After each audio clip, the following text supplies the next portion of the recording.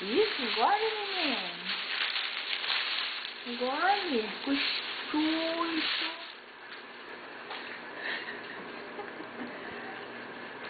É tão coisa que cospe, a gente põe de novo. É um saudável, viu?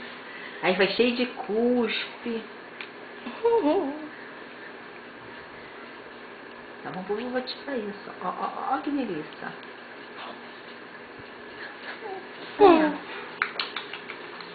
Engole, neném, engole.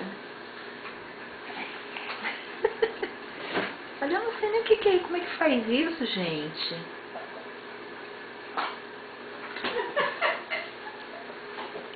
É difícil, hein? As mãos já estão sujas de banana. Ai, meu Deus, agora ficou bom.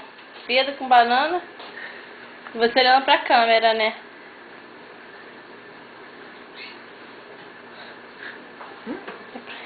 Enfiou no nariz. Aqui, ó.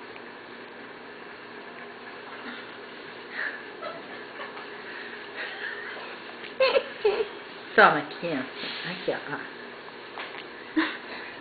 Burra. Quer que eu feche o nariz pra você engolir? Por quê? Porque se eu fechar o nariz dela, ela vai ter que respirar, vai abrir a boca e vai engolir. E vai engasgar, né?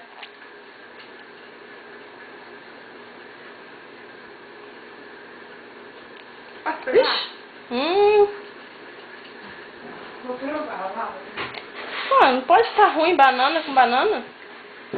Não, banana com geleia de mocotó e farinha láctea. Quero provar também. Pô, só pode estar ruim. Não, tá bonzão. É meio azedo. Que a banana não tá muito madura. Isso eu te falei, que a banana tem que estar bem madura pra não ter essa coisa de...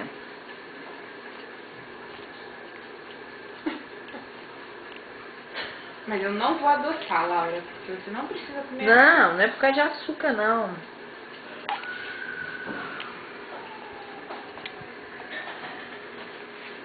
Esse é um exercício de paciência. Não é, criança? É assim. Ela vai comer isso tudo? Não, acho que não. Ela não vai comer nem metade disso. Essa rapidez.